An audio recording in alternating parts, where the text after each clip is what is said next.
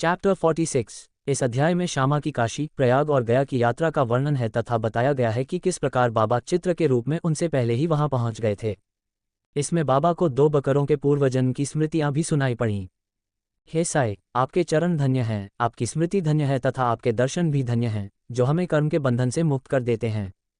यद्यपि आपका स्वरूप अब हमें दिखाई नहीं देता, फिर भी यदि भक्तगण आप पर विश्वास करते हैं तो उन्हें आपसे जीवंत अनुभव प्राप्त होते हैं। आप एक अदृश्य तथा सूक्ष्म सूत्र द्वारा अपने भक्तों को दूर दूर से अपने चरणों की ओर खींचते हैं तथा एक दयालु तथा प्रेममयी माता के समान उन्हें हृदय से लगाते हैं। भक्तगण यह नहीं जानते कि आप कहाँ हैं, परंतु आप इतनी कुशलता से तार खींचते हैं कि अंततः उन्हें यह अनुभव हो जाता है कि आप उनकी सहायता करने तथा उन्हें सहारा देने के लिए उनके पीछे खड़े हैं। बुद्धिमान, समझदार तथा विद्वान लोग अपने अहंकार के कारण ही संसार के गर्त में गिर जाते हैं, परंतु आप अपनी शक्ति से दीन, सरल तथा भक्तजनों का उद्धार करते हैं। आप भीतर से और अदृश्य रूप से सब खेल खेलते हैं, परंतु ऐसा दिखाते हैं कि आपको इससे कोई सरोकार नहीं है। आप काम करते हैं और अपने को अकर्ता बताते हैं।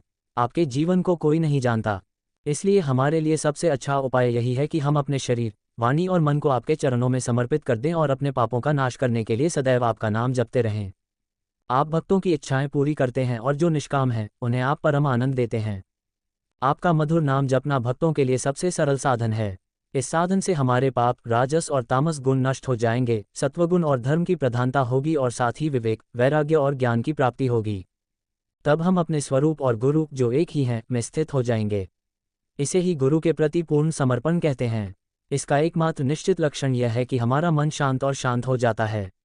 इस समर्पण, भक्ति और ज्ञान की महानता अद्वितीय है, क्योंकि इसके साथ ही शांति, वैराग्य, यश और मोक्ष आदि भी मिलते हैं। यदि बाबा किसी भक्त को स्वीकार कर लेते हैं तो वे दिन रात उसके साथ रहते हैं, चाहे वह घर पर हो या बाहर। भक्त चाहे जहां भी जाए, बाबा किसी न किसी रूप में उसके आगे आगे रहते हैं।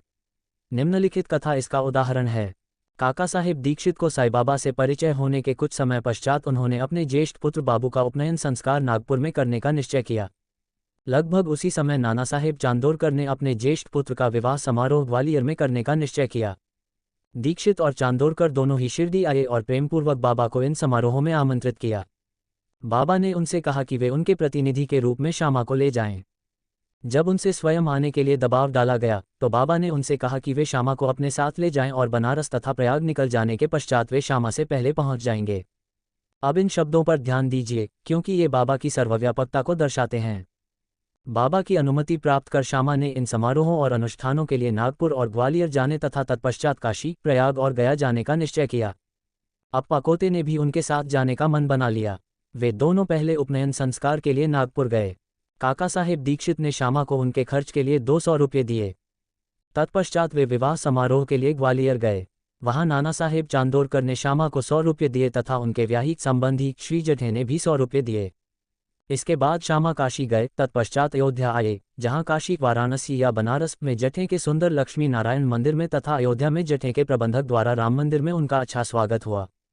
वे श्यामा और कोते अयोध्या में 21 दिन तथा काशी, बनारस में 2 महीने रहे। तत्पश्चात वे गया के लिए रवाना हो गए। रेलगाड़ी में उन्हें ये सुनकर कुछ बेचैनी हुई कि गया में प्लेग फैल रहा है। रात्रि में वे गया स्टेशन पर उतरे तथा धर्मशाला में ठहरे। प्रातःकाल गया वाला वह पुजारी जो तीर्थयात्रियों के रहने खाने तथा भोजन की व्यवस्था करता है, वहां आया तथा बोला, तीर्थयात्री चल पड़े हैं, अतः आप शीघ्रता करें। श्यामा ने सहजता से उससे पूछा कि क्या गया में प्लेग फैल गया है। गया वाले ने उत्तर दिया। फिर वे उसके साथ गए और उसके घर में ठहरे, जो एक बड़ा और विशाल वाड़ा था।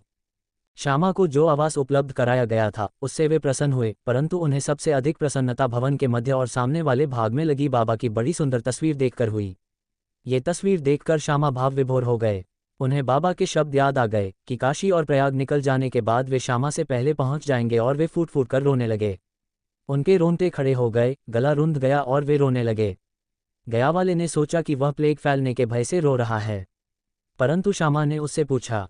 वहां से उन्हें बाबा का चित्र प्राप्त हुआ। उन्होंने उत्तर दिया कि मनमाड और पुनतांबे में उनके 200-300 प्रतिनिधि काम कर रहे हैं, जो गया आने वाले तीर्थयात्रियों की सुविधा का ध्यान रखते हैं, और उन्हीं से उन्होंने बाबा की कीर्ति सुनी है। लगभग 12 वर्ष पूर्व वे शिरडी गए और बाबा के दर्शन किए। वहां उन्होंने बाबा का चित्र श्यामा के घर में लटकाने की इच्छा व्यक्त की और बाबा की अनुमति से श्यामा ने उन्हें वह चित्र दे दिया। ये वही चित्र था। तब श्यामा को पूर्व घटना स्मरण हो आई। गयावाला के हर्ष की सीमा न रही जब उन्हें ज्ञात हुआ कि वही श्यामा, जिन्होंने पहले उन्हें अनुग्रहित किया था, आज भी उनके यहाँ अतिथि हैं। तब उन दोनों ने प्रेम और सेवा का आदान प्रदान किया और वे अत्यंत प्रसन्न हुए। गयावाला ने उनका उचित राजकीय स्वागत किया। वे बहुत धनी व्यक्ति थे। वे पालकी में बैठे और श्यामा को हाथी पर बिठाया तथा उनकी समस्त सुख सुविधाओं का ध्यान रखा।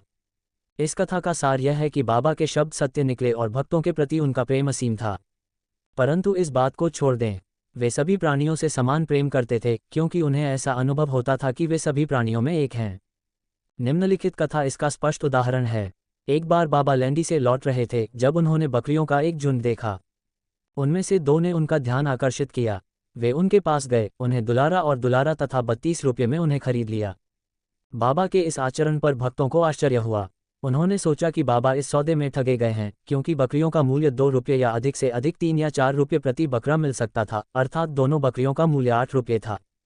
उन्होंने बाबा को इसके लिए फटकारना प्रारंभ कर दिया, परंतु बाबा शांत और स्थिर रहे। श्यामा और तात्या कोते ने बाबा से इसका कारण पूछा। उन्होंने कहा कि उन्हें धन संचय नहीं करना चाहिए, क्योंकि उनके पास न तो घर है और न ही परिवार का भरण पोषण करना है। उन्होंने उनसे कहा कि वे मेरे मूल्य पर 4 सेर दाल खरीद कर बकरियों को खिला दें। ऐसा करने के पश्चात बाबा ने बकरियों को उनके स्वामी को लौटा दिया तथा बकरियों के बारे में निम्नलिखित संस्मरण तथा कथा सुनाई। श्यामा और तात्या, तुम सोचते हो कि इस सौदे में मैंने धोखा खाया है। नहीं, उनकी कथा सुनो। पूर्व जन्म में वे मनुष्य थे तथा उन्हें मेरे साथी होने तथा मेरे पास बैठने का सौभाग्य प्राप्त हुआ था। वे सगे भाई थे तथा पहले तो एक दूसरे से प्रेम करते थे, किंतु बाद में वे शत्रु बन गए। बड़ा भाई आलसी था, जबकि छोटा भाई क्रियाशील था तथा बहुत धन कमाता था। पहला भाई लोभी तथा ईर्ष्यालु हो गया तथा अपने लिए कुछ चाहता था। श्री साईं बाबा ने अपने भाई को मार डालने और उसका धन छीन लेने का निश्चय किया। वे अपने भाईचारे को भूलकर आपस में झगड़ने लगे। बड़े भाई ने अपने छोटे भाई को मारने के लिए अनेक उपाय किए, परंतु उसके सभी प्रयास विफल रहे।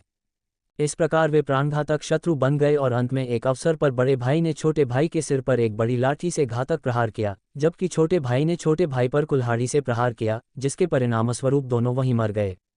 अपने कर्मों के परिणामस्वरूप वे दोनों बकरे के रूप में जन्मे। जब वे मेरे पास से गुजरे तो मैंने उन्हें तुरंत पहचान लिया। मुझे उनका पिछला इतिहास याद आ गया। उन पर दया करके मैंने उन्हें भोजन कराना और आराम तथा सुख देना चाहा और इसी कारण मैंने वह सारा धन खर्च कर दिया जिसके लिए तुम मुझे डांट रहे हो। चूंकि तुम्हें मेरा सौदा पसंद नहीं आया, इसलिए मैंने उन्हें उनके चरवाहे के पास वापस भेज दिया। बकरियों के प्रति ऐसा था साईं का प्रेम।